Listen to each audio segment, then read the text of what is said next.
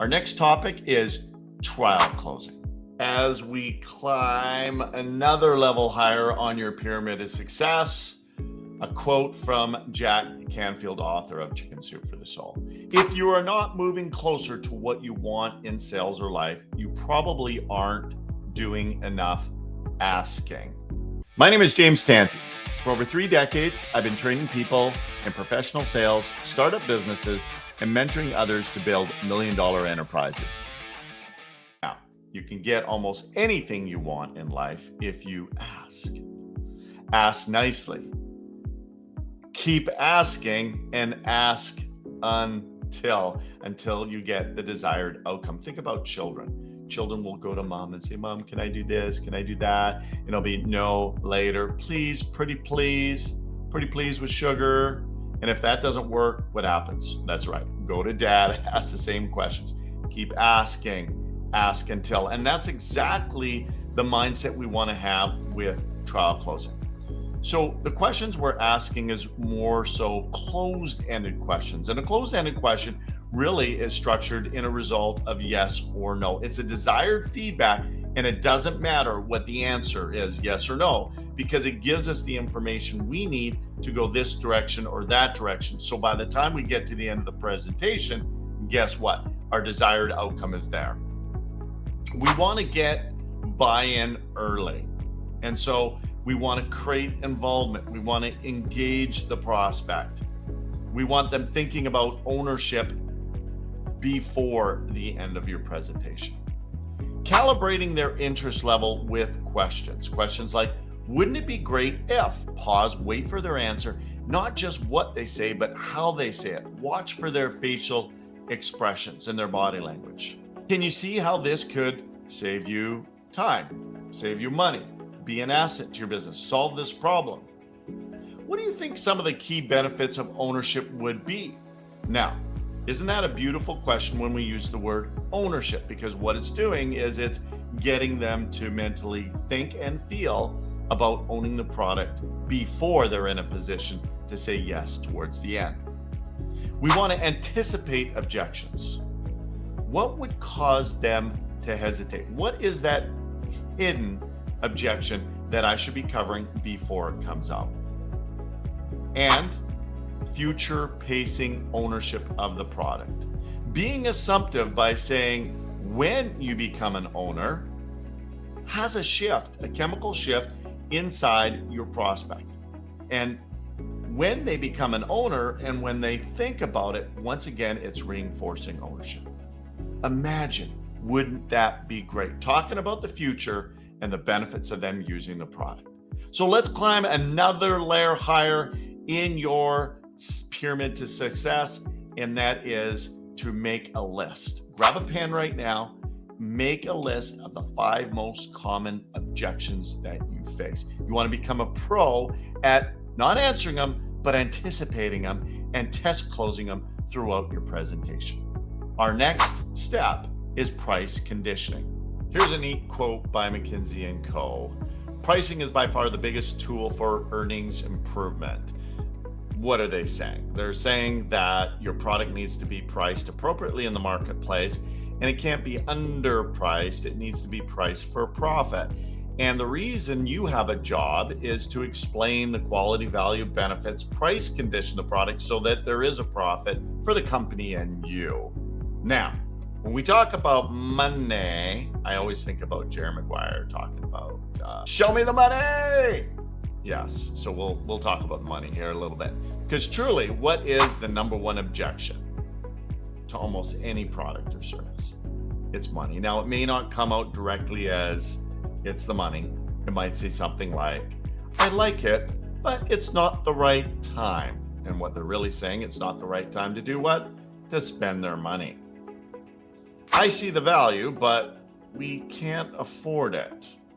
There's a issue there that you can deal with in your presentation if that comes up. The quality is there, but it's expensive or too expensive for me, or I can't afford it. You want to think about it. What are you thinking about? You're thinking about spending the money, right? So what we want to do is, after we build the value, is make comparisons with other things the prospect might be spending money on. Now, if you're doing B2B type sales and you're in a customer's office, you can see where the money is being spent on other things. If you've researched what your prospect really needs, you're going to come across other information that you can compare with how money is being spent. If they are already your customer and it's a repeat customer, you can use past information on where money is spent.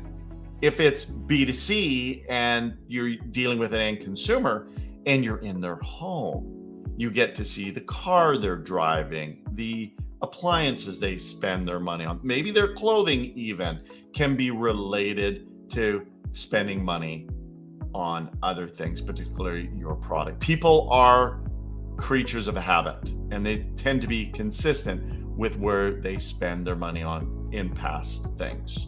Create the comparison. Show how your product saves money or makes money. If it saves money, it pays for itself. It pays for itself, it's free. If it makes money, well, it becomes an asset that has a return on investment and therefore becomes indispensable. Ultimately, product needs to be priceless. In other words, they can't afford not to have it. If it's priceless, guess what? More people become owners, and money is not an issue. Our final step in the pyramid for today is going to be on objection sweeping. The terminology objection sweeping really means anticipating the objection or dealing with the objection before the end of the presentation and sweeping it away so it's not a roadblock. No is not rejection, it's a redirection. And ultimately, this is a mindset that no does not mean no. No really means I need to know, K-N-O-W, more information.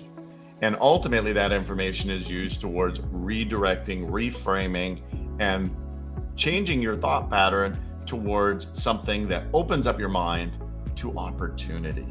And that's the opportunity to the solutions we have. So what are some of the most common objections that you do come across?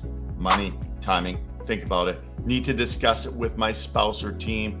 Our current product is similar. For most industries, there really is only a handful of objections or questions or concerns. And it really boils down to maybe 5 or 7. We want to know what each of those are, and we will incorporate them into a format of LORAC. Now, what is LORAC? Well, if you're French, it's the rack. LORAC is a structure on how you will respond in a closing circumstance. And so the L is listen, E is empathize, R repeat, A isolate, C close. So starting with listening. God gave us 2 ears and 1 mouth, and so we do need to use that accordingly. Take a pause and breathe, because sometimes when you're doing a presentation, you've got adrenaline going and you're doing too much of the talking. So if somebody has an objection, just take a moment, pause, breathe. E, empathize. What does this really mean? Not sympathize. Sympathize means lowering your standards and buying into their concern. Empathizing is stepping into their shoes and feeling how they feel so that you can understand how you can solve their concern. RAC, R is repeat, and isolate. So when we repeat it, a lot of times what we're doing is we're creating clarity. So if the customer says, it's a lot of money, you can simply just say, it's a lot of money, and reframe it not as a statement, but as a question, which gets them to do what? Re-express themselves. And by doing that, ultimately, it gives you the specifics on how to answer it. What are the key points and what is the real or the true objection? And usually there's only one. There may be a couple concerns, but there's one dominant area of concern, one dominant objection that tends to hold an individual back from making a decision. And if you want to foul-proof, you can isolate it by asking the question, is that your only concern? So answering it, we're going to go through lots of answers in future trainings specific on the industry. And finally, close. After you answer the question, you always ask another question. He or she who asks the last question maintains control of the conversation. And the question you ask is a closing-based question that takes them further down the step to yes. So use the LURAC formula as a closing response. If somebody doesn't necessarily give you an objection, maybe it's, I want to think about it. Ask this question, and you're going to love this. Grab a pen for this one. What is the one thing that's causing you to hesitate? What is the one thing that's causing you to hesitate? And whatever their answer is, you put it in a sentence. If I could, would you? If I could, whatever the concern is, deal with the concern. Would you move forward? If I could, would you? It's a commitment-based question that is very smooth for moving forward in the presentation. Finally, let's climb another step higher. Write down your responses to the 5 most common objections and put them in the LURAC formula. Train your brain to answer it with empathy, and after you answer the question, we do what? We close. We ask another question. This concludes today's episode. Next episode, we'll be covering the layers to the pinnacle of the pyramid, including the topics of closing, service, referrals, priority management, personal development, coaching, and mentorship. Believe in greatness, gang. Believe in you. Let's lead better together. Your partner in success, James.